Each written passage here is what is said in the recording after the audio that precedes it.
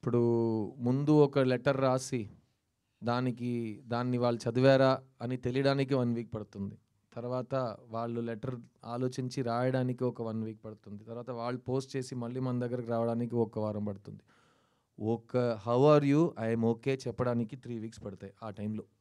అప్పుడు కూడా ప్రేమించి పెళ్లి చేసుకునే వాళ్ళు ఉన్నారు కదా. ఇప్పుడు ఏంటంటే ఓకే అనే పదాన్ని కేగా షార్టన్ చేసుకున్నారు. అంత కూడా టైం లేదు మన దగ్గర. సో ఇప్పుడు 2 సెకండ్స్లో లవ్ తెలిసిపోతుంది. అదే మెయిన్ డిఫరెన్స్. అర్థమైందా? ఓపిక చాలా తక్కువైపోయింది. కానీ ప్రేమలో గెలవడం, ప్రేమలో ఓడిపోవడం స్టాటిస్టికలీ అన్నీ సేమే. ఒక క్రికెట్ మ్యాచ్లో 2 టీమ్స్ ఉన్నాయంటే ఒక్కొక్క టీంకి సేమ్ ఛాన్స్లే ఉంటాయి కదా. అదే ఆ సేమ్ స్టాటిస్టిక్సే ఇప్పుడు కూడా ఉన్నాయి. ఆ మాట్లాడే విధానం మారింది, ఈ డివైసెస్ మారినాయి. కానీ సో నాకు ఇంకో ఎగ్జాంపుల్ చెప్తాను. నేను ఎగ్జాంపుల్స్ బాగా ఇస్తాను. ఇంకో ఎగ్జాంపుల్ చెప్తాను మీకు. మణిరత్నం గారు 2000లో మాధవన్ని, శాలినిని పెట్టి ఏఆర్ రెహమాన్ గారు మ్యూజిక్తో ఒక సినిమా చేశారు, సఖి. ఆ సేమ్ అప్పుడు మణి సార్ ఏజ్ ఏంటి? దానికి 20 years ముందు ఆయన రోజా తీశారు. అప్పుడు ఆయన ఏజ్ ఏంటండి? తర్వాత ఆయన దుల్కర్ని పెట్టి ఒక సినిమా తీశారు. అప్పుడు ఆయన ఏజ్ ఏంటి? ఆ మనిషి ఒక్కొక్క ఏజ్లో ఎంత ఏజ్ పెరిగినా మళ్ళీ ఏ క్యారెక్టర్స్ గురించి సినిమా తీస్తున్నాడో వాళ్ళని బాగా అర్థం చేసుకుని ఆ జనరేషన్కి ఆకట్టుకుని తగ్గట్టుగా వాళ్ళకు సినిమా తీస్తున్నారు. అదే మా ఏఆర్ రెహమాన్ గారు. ఆయనకి ఎంత ఏజ్ అయినా ఆయన మ్యూజిక్లో ఉన్న ఫ్రెష్నెస్ అదే కళ. So art. So same as an actor నా పని ఏంటంటే నా ఏజ్ ఎంత అయినా నేను ఒక క్యారెక్టర్ని ఒప్పుకున్నానంటే చూడ్డానికి ఆ క్యారెక్టర్లో ఉండాలి. అది ఎవరైనా చేస్తారు. ఇప్పుడు ఏఐలో కూడా చేసేస్తారు. ఏమైనా చేసుకోవచ్చు. మీరు నాలా ఉండొచ్చు, నేను మీలా ఉండొచ్చు, మన ఇద్దరు వాళ్ళలా ఉండొచ్చు. ఏం రాంగ్ లేదు.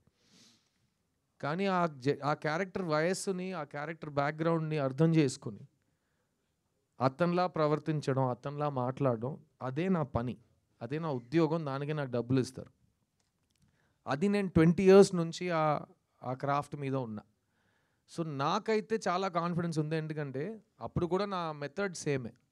బొమ్మర్లు చేస్తున్నప్పుడు అప్పుడు హైదరాబాద్లో ఉన్న కుర్రోళ్ళు, నేను వైజాగ్కి వెళ్తే వైజాగ్లో ఉన్న కుర్రోళ్ళు, విజయవాడలో ఉన్న కుర్రోళ్ళు, వాళ్ళని అబ్జర్వ్ చేసి నేను సిద్ధుని క్రియేట్ చేశాను. ఇప్పుడు ఈ సినిమా విషయానికి వస్తే ఈ కథ విన్నప్పుడు మళ్ళీ slice of life, middle class film. అందులో మనం స్టైల్ ఎక్కువ చూపించలేము, అందులో మనం వాల్యూమ్ పెంచలేము, అందులో మనం హీరోయిజం కానీ అదంతా మనం ఇంట్రడ్యూస్ చేయలేము. సో బిలీవబిలిటీ తీసుకురావాలి పర్ఫార్మెన్స్లో అని అనిపించింది. సో మీరు అడిగే ప్రశ్నకి ద డిఫరెన్స్ ఏం లేదండి. Love story is love story. కానీ హిట్ లవ్ స్టోరీకి అదే అందరికీ నచ్చాలి. అమ్మాయి నచ్చాలి, అబ్బాయి నచ్చాలి, జంట నచ్చాలి, వాళ్ళిద్దరు చేరాలని ఆడియన్స్కి అనిపించాలి.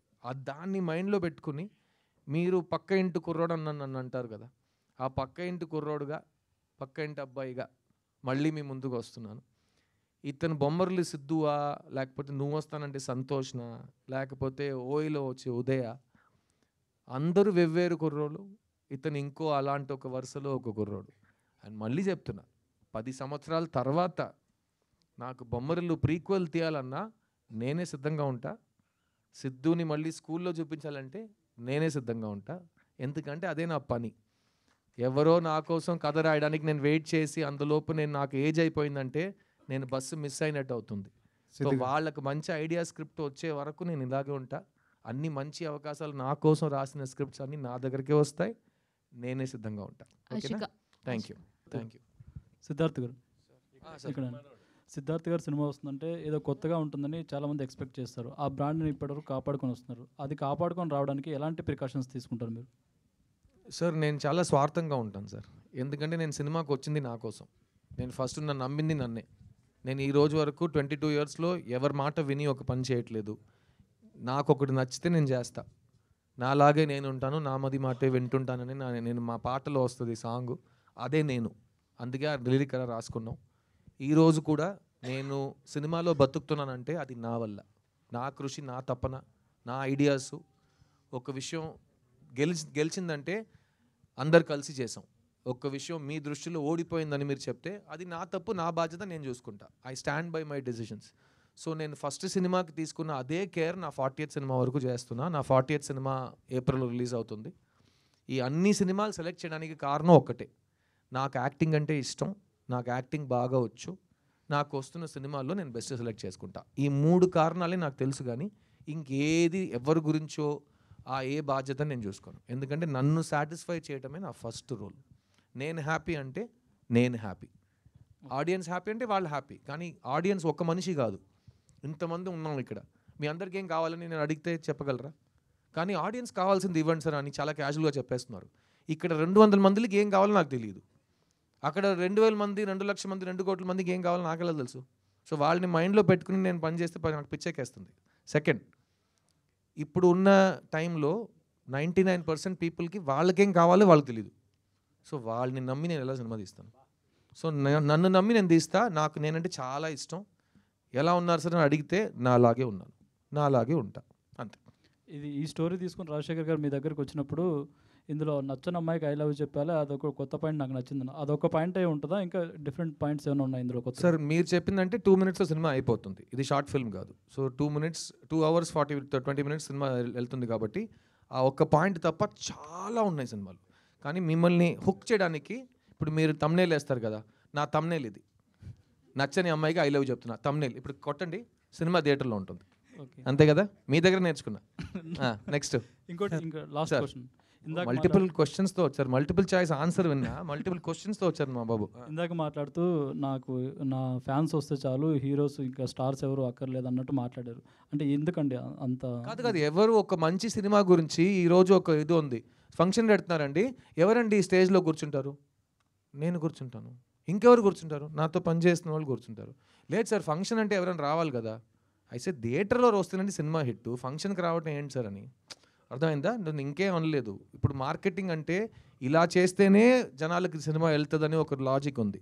నాకు ఫస్ట్ నేను ఎవడో ఏంటో ఎవరికి తెలియని టైం నుంచి మీరు ఈ కెమెరాస్, ఈ స్టిల్స్, ఈ వీడియో కెమెరాస్, ఇదే నన్ను ఒక్కొక్క ఫ్యాన్ దగ్గర తీసుకెళ్ళింది. నన్ను ఇంట్రడ్యూస్ చేసిన వాళ్ళు కాదు, నా ఫంక్షన్కి వచ్చిన వాళ్ళు కాదు, పక్క థియేటర్లో ఆడుతున్న సినిమా హీరోలు కాదు. మన సినిమా గురించి మనం మాట్లాడాలి, మన సినిమాని మీరు వెళ్ళి తీసుకురావాలి ఆడియన్స్ని. ఆడియన్స్ వచ్చి సినిమా బాగుందంటే బాగుందంటారు, బాగాలేదంటే బాగాలేదంటారు. మధ్యలో ఎవరు వద్దు. నేను మిడిల్ మ్యాన్ని నమ్మే పరిస్థితిని దాటేశా.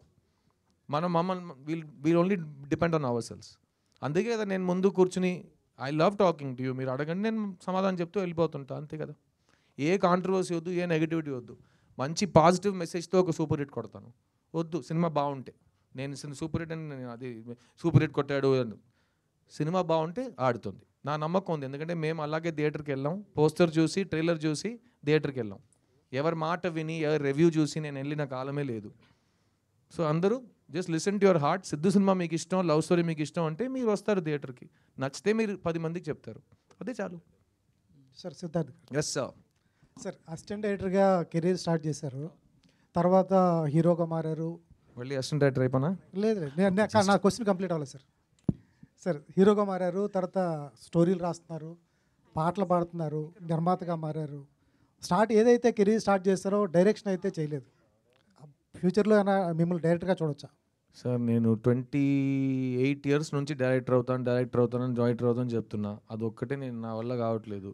సో అది మీరు ఇప్పుడు డైరెక్షన్ చేస్తారని మీరు అడిగినా నేను ఏ సమాధానం చెప్పినా దానికి ఏదైనా వాల్యూ ఉందా? 25 years నుంచి నేను చెప్పిన దానికి వాల్యూ లేదు, నేను ఇంకా డైరెక్షన్ చేయలేదు. సో ఈ సినిమాలో అటుగా ఒక డైరెక్టర్గా నేను యాక్ట్ చేస్తున్నా, అలాంటి అవకాశాలు వదలకుండా. బట్ డైరెక్షన్ అనేది నా దృష్టిలో సేమ్ ఇవాళ ఈ సంవత్సరం నాకు పెళ్లి జరిగింది కదా, అది కూడా నేను ఈ సంవత్సరం నాకు పెళ్ళి అవుతుంది, ఈ సంవత్సరం నాకు పెళ్ళి అవుతుంది ఎప్పుడు చెప్పలేదు. ఇప్పుడు అయ్యింది కదా, దేవుడితో మా అమ్మ నాన్న ఆశీర్వాదంతో. అలాగే ఏదో ఒక రోజు నేను డైరెక్టర్ అవుతా. దాని గురించి నేను ఆలోచిస్తే అది జరగదు సార్. అదే సార్, ఫస్ట్ నుంచి అదే సార్. ఎలా నాకు పెళ్ళి అవ్వాలో అని నా ఫ్యామిలీ వాళ్ళకి ఉందో, అలాగే నేను డైరెక్టర్ అవ్వాలని నాకు ఉంది సార్. వాళ్ళ కళకు పూర్తయింది సార్, నాది ఇంకా బ్యాలెన్స్ ఉంది సార్. సో మీరు కూడా నా కోసం కొంచెం ప్రే చేసుకోండి. ఏదో ఒక రోజు నేను డైరెక్ట్ చేస్తాను. కానీ ఆ డైరెక్ట్ చేస్తున్నప్పుడు నేను ఒక 1.5 years ఇంకే పని చేయకుండా డైరెక్షన్ మాత్రం చేస్తాను. ఎందుకంటే 30 years నుంచి వెయిట్ చేస్తున్న కళ కోసం మల్టీ టాస్కింగ్ నేను చేయలేను. అది చేస్తున్నప్పుడు అది ఒక్కడే చేస్తా. సో ఖచ్చితంగా మీ ముందే వచ్చి అనౌన్స్ చేస్తా, ఆ సినిమాని కూడా ఇలాగే ప్రెస్ మీట్ పెట్టి థియేటర్లో కలుద్దాం అంట. అదే రిజల్ట్ మీరు ఏ ఇస్తారో అది నేను ఒప్పుకుంటా.